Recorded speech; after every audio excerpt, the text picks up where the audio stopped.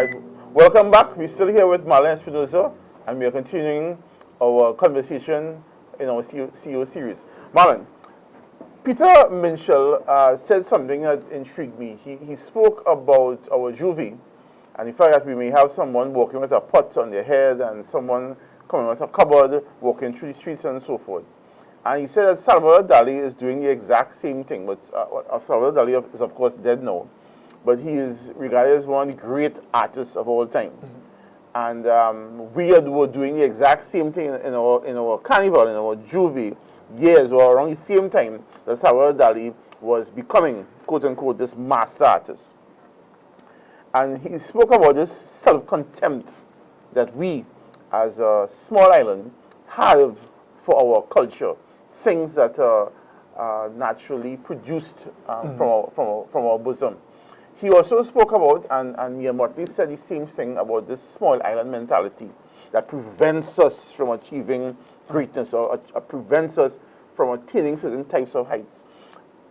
With both operations, particularly this new venture that you have entered into or pioneered, how does that self-contempt or how does that small island mentality shape how you view the future and how you view success presently? Well, I want to just give you a little brief comment on how I see that small island mentality. All right? There are really two small island mentalities. You alluded here to one where we think that because we are small, we can't swim, we are sardines and we can't swim in that ocean with the big sharks. Right? So we don't try. Right? We also may have economic restrictions. So we don't have a budget like the USA or some countries in Europe. So we could simply say we don't have the money to do that, right? So we think in terms of the restrictions and not in terms of what we can accomplish if we find a way to do it then. Mm-hmm. Even, The other small island mentality, however, is where we are indeed small fish in a very big ocean, but we think we're big. So, we have carnival, we are the biggest carnival in the world, we are the greatest show on earth, right? We have the best cocoa, we invent the steel pan. So many things that we can really, truly lay claim to, but nobody else knows, right? So we think those things are our X factor then, but nobody else knows that is our X factor. So we are actually thinking that we are more important than the world thinks we are. Mm-hmm. So what is happening is that we have two sorts of conflicting opinions fighting each other. Mm-hmm. Now, we have, I have always been influenced by what is happening in the world. I don't have to invent something. I just have to find something that works somewhere else and bring it here. And then that might be, considered to be innovation. When we designed the Native Caribbean Foundation, especially the live shows, what we did was we looked at our size, our demographic, how many adults we have, how many kids we have, how many people could readily attend a show, at what price they would pay, and so on and so on. It's all about numbers. Everything we see, touch, taste, smell, think, say, has a business model behind it. There's money somewhere involved, So you might think I'm doing an interview and I need to look good, so I put on a jacket. You buy that jacket from somewhere. And somebody, somewhere, some marketer was able to make you buy that particular jacket and not the green one or the blue one or the yellow one, right? So there's a business model behind every single thing as this world turns. We have to understand what the business model is and how adaptable it is to our size and our location and our resources. That's all. So, Native Caribbean Foundation exists on an island with 1.5 million people, 1.4 million, let's say, right? Of which there might be a few 100,000 people within our demographic. And we know that if we get 5% of that target market, not the population, just 5% of the target market, we will be oversubscribed. Simple numbers. simple numbers. There are over 200,000 kids in the school system. And we run a show at Naprima Bowl, and we do 9 shows. Naprima Bowl holds 500 people. That's 4,500 people that Naprima Bowl could hold if we sold every seat to every show. 4,500 people. If our target market is school kids, and there are 200,000 kids in the school system, right? 5,000 kids is 2.5% of the student population of Trinidad and Tobago, right? We need 2.5% of our target market, not 2.5% of the population of Trinidad and Tobago. If we were to get, let's say, 25% of the school population to attend a show, right? And we could only do 4,000 students a week, right? We would have to run a show for 6 weeks just to cater for 12.5% of the student population. 6 weeks. 12 weeks, right? If we were to go to 25% of the student population. 50% of the student population would be 24 weeks, right? We would literally, if we have to do a show for every student in Trinidad and Tobago, we got to run a show for 2 years. What room does that leave for other theater companies who want to follow our business model and our operating manual? We could have 25 theater companies like ours right here in Trinidad that could be putting on successful shows for a week in Naprima Bowl or Queen's Hall, right? But you know what? We think we all competing with each other. And that is the true small island mentality, right?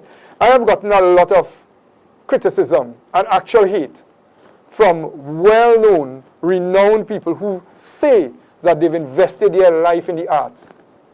And yet, when they came to my show and saw Naprima Bowl sold out, 500 seats were sold in Naprima Bowl. And they had to actually wait until somebody canceled to get 2 seats. The person used to talk to me real good when they came to the show. And when they left the show, they were my sworn enemy. Because for a theater practitioner to be in the business for all your life and retire in the business and still can't sell out Naprima Bowl, right, for a whole show, right? You're just vexed because I did it. But you're not studying how could he do it? What is the formula that he's using that I am not using? Let me learn from that, you know? So you think, I don't sing, I don't dance, I don't play no instrument, I don't read and write music, right? And I don't need to. That's the creative job, right? What I need to do is understand the business model and the numbers, right? So if we understand the numbers, and I could give you numbers for any sector. Let's talk agriculture, right? If we can't grow wheat and rice, you know, to feed the nation and export. But we could export Julie mango and buy the rice and the flour that we need, right? We can export anything here that could be considered to be, you know, we import bananas from St. Vincent. I mean, come on, right? So the numbers is I tell young people, numbers is whisper the secrets of the universe in your ears. All you have to do is to listen. And when we talk about the small island mentality, we have that mentality, those two opposing mentalities, because we just don't understand the business models and the numbers, right?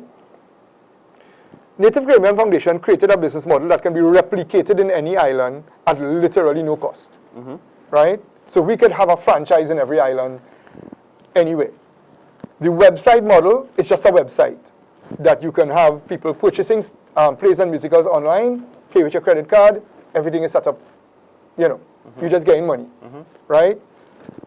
The creative sector, if you write a script, it took some brain power and some typing. But what did it really cost you? But if you can sell that script for $1,000 to 10 people in the entire world of 7.5 billion people, you'd make $10,000. If you had 10 scripts at $10,000 a script, that's $100,000 US per year. That's not a bad salary, right? And all you did was sit down behind your computer and write. You could be doing your day job and writing in the night. You know, that is the profitability of the creative sector, right?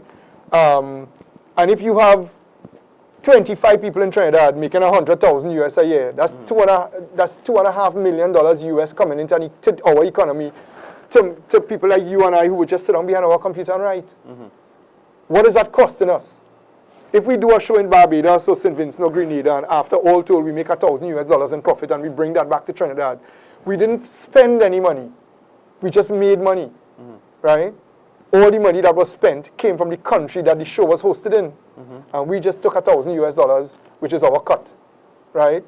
If we do that in 10 Caribbean islands, that's $10,000 US we could make for the year, right? It might sound like small money, but then we also have this habit of thinking small money and big money. And everybody wants big money and nobody wants small money. But all this money will add up, small money will add up to big money. If I make $1,000 US in one island and $1,000 US in the next island, that's literally $7,000 I'm making.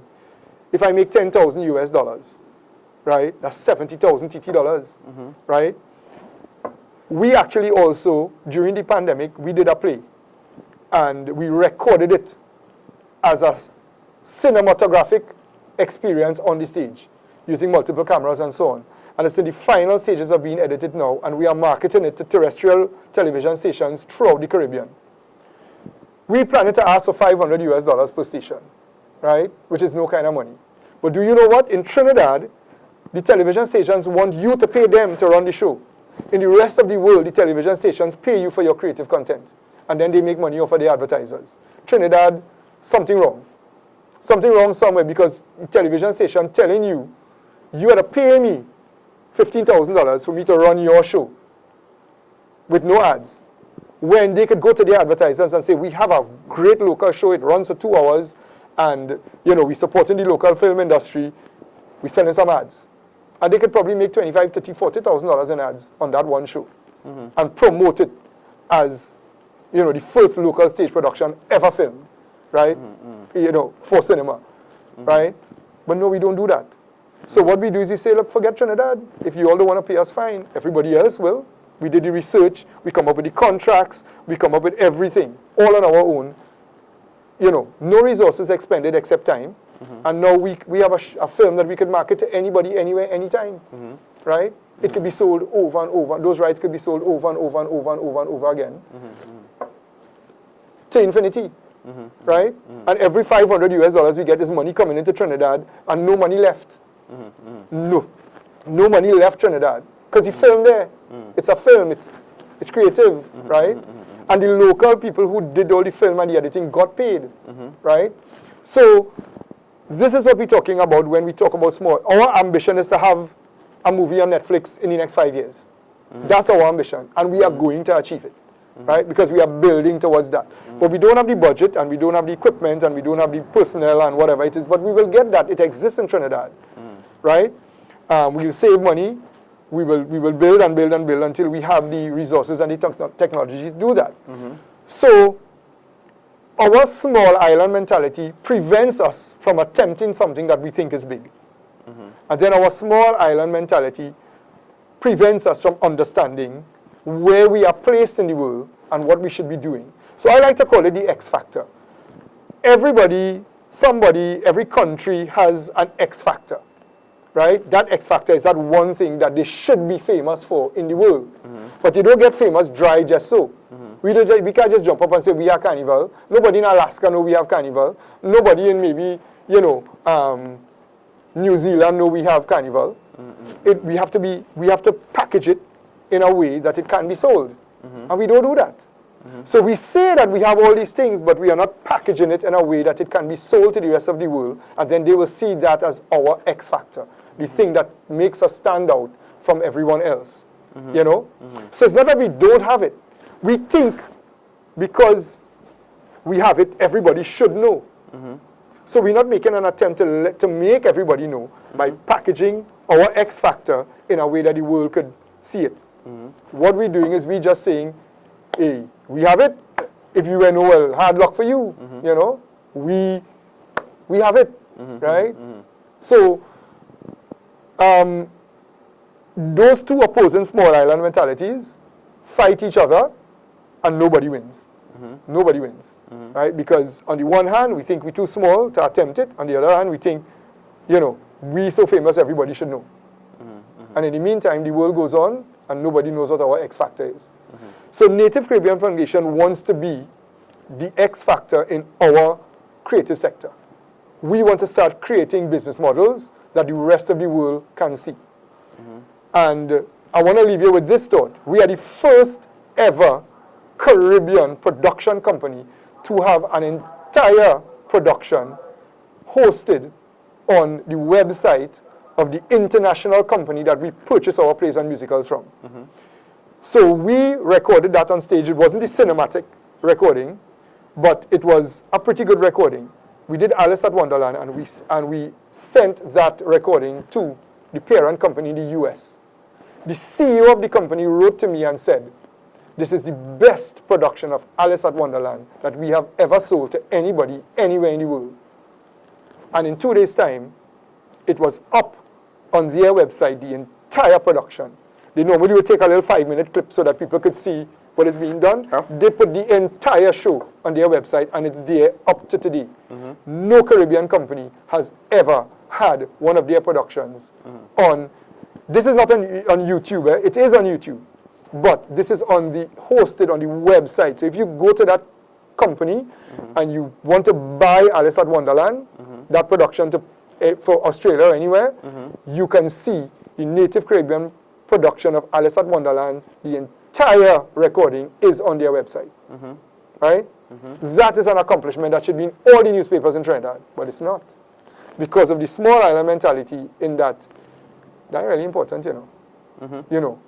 we want to hear Marlon went to the States and buy a lottery ticket and win, 100 million US, and then we could put that in the papers. But they're not seeing that that is the potential for the 100 million US dollars right there. Or Marlon was involved in some bacchanal on High Street in the States here. Marlon outside home and meet him up with his wife on High Street and have a bacchanal and pull off one another wig and all kind of thing, right? Right. That, because news is supposed to be sensational, right? But that is sensational for the people who are interested. But what they will say is 5 people might be interested in that. So we ain't going to put that in the papers for 5 people, right? My daughter went to Hollywood and became the youngest child ever in the Caribbean to win 5 medals in 5 different singing competitions, categories of singing. She was on no newspaper anyway, even though we sent the article to everybody. There's no picture anyway, right? On a world stage, right? My other daughter entered a competition hosted by UNICEF. It was a climate comic competition. And there were 3,000 applications from 100 countries all over the world. And she was in the top 20, right? The top 20 in 3,000 applications from 100 different countries, right?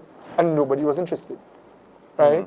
So what is going to happen with the young people now is that people like her are going to go somewhere else in the world and make their millions and never come back. Because they're not appreciated here because of that small island mentality. But what is interesting is after they make the millions, everybody wants to clean them. Everybody wants to clean them, right? But when they go and they make their name out there, they're not going to come back. Okay. All right. We'll be right back.